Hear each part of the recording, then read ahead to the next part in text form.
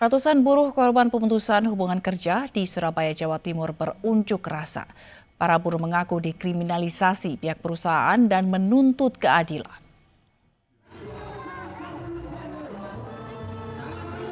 Ratusan buruh berunjuk rasa di depan Gedung Negara Geraha di Surabaya, Jawa Timur. Para buruh mendesak pemerintah Provinsi Jawa Timur agar memperhatikan nasib mereka setelah di PHK pihak perusahaan. Sejumlah buruh mengaku dikriminalisasi pihak perusahaan dan menuntut keadilan. Pemerintah juga harus bertanggung jawab atas kejadian PHK yang terjadi di mana-mana ini. Pemerintah tidak bisa lepas tangan dan juga harus memberikan program perlindungan dan juga keberlangsungan nasib para buruh yang di PHK ini. Pemutusan hubungan kerja terjadi sebagai dampak pandemi COVID-19. Para buruh mengancam akan menggelar aksi yang lebih besar jika tuntutan mereka tidak dikabulkan. Dari Surabaya, Jawa Timur, Rahmat Ilyasan, iNews melaporkan. Video petugas BPBD Jember mengubur jenazah pasien positif COVID-19 dengan tangan kosong beredar viral di media sosial. Keterbatasan alat pemakaman memaksa para petugas menguruk tanah ke liang lahat tanpa menggunakan cangkul. Ada cangkul pakai tangan. Dalam video amatir terlihat tim pemakaman BPBD Jember menguruk tanah menggunakan tangan dan bambu ke dalam liang lahat warga yang dimakamkan dengan protokol COVID-19. Hal ini dilakukan anggota tim BPBD di Desa Andong Sari, Kecamatan Ambulu, Jember, Jawa Timur, lantaran alat pemakaman berupa cangkul dibawa tim lain untuk memakamkan jenazah dengan protokol COVID-19 di Kecamatan Semboro.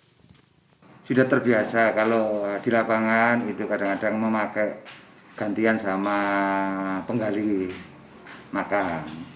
Hanya penggali makam itu kalau sudah selesai alatnya ditaruh situ, kita pakailah untuk itu. Ya walaupun seperti itu kita biasanya juga siap peralatan di mobil, tetapi kebetulan pas itu berbarengan dengan dua tempat, maka peralatan dipakai yang teman yang satunya sehingga dia lupa bahwa di mobilnya belum tersedia itu. Sebelumnya liang lahat tersebut digali dengan menggunakan cangkul milik warga setempat. Namun saat peti jenazah sudah di dalam liang lahat dan petugas ingin menguruk tanah, masyarakat enggan meminjamkan cangkulnya lantaran khawatir tertular virus corona. Melihat hal tersebut, Nyoman Ari Wibowo, anggota DPRD Jember, mengaku prihatin. Karena namanya kalau itu tim pemakaman itu kan harusnya orang dan peralatannya. Ya intinya kan itu kan sebuah alat wajib ya. Namanya pemakaman itu kan mulai kita menggali sampai mengembalikan itu kita alat wajib yang harus tersedia. Dan kita nggak bisa berharap misalkan pinjam masyarakat itu ya nggak bisa. Karena meski pemakaman berjalan lancar dan aman, Nyoman berharap kasus seperti ini tidak terulang lagi. Dari Jember, Jawa Timur, Bambang Sugiarto, iNews melaporkan. Presiden Joko Widodo meninjau pelaksanaan uji klinis tahap ketiga terhadap vaksin COVID-19. Presiden optimis vaksin COVID-19 akan siap tahun depan.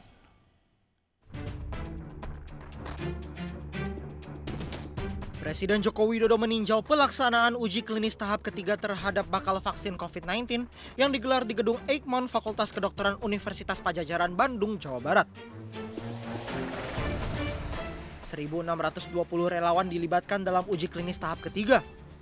Hasil uji klinis ini diharapkan dapat menjadi langkah awal bagi pengembangan dan penemuan vaksin COVID-19 yang ditargetkan untuk dapat tercapai pada akhir tahun ini.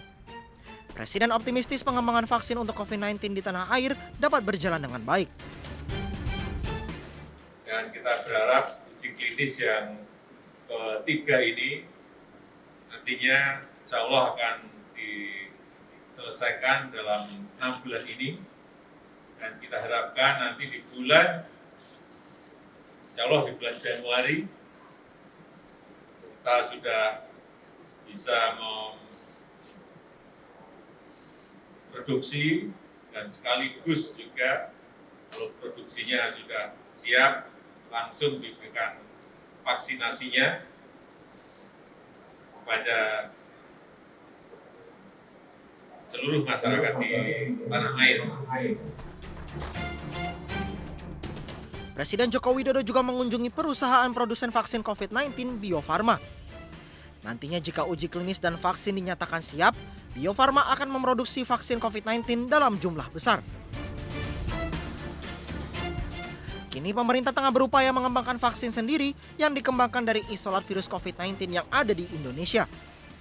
Vaksin merah putih itu diharapkan akan dapat diselesaikan pada pertengahan tahun 2021 mendatang. Tim Liputan iNews melaporkan.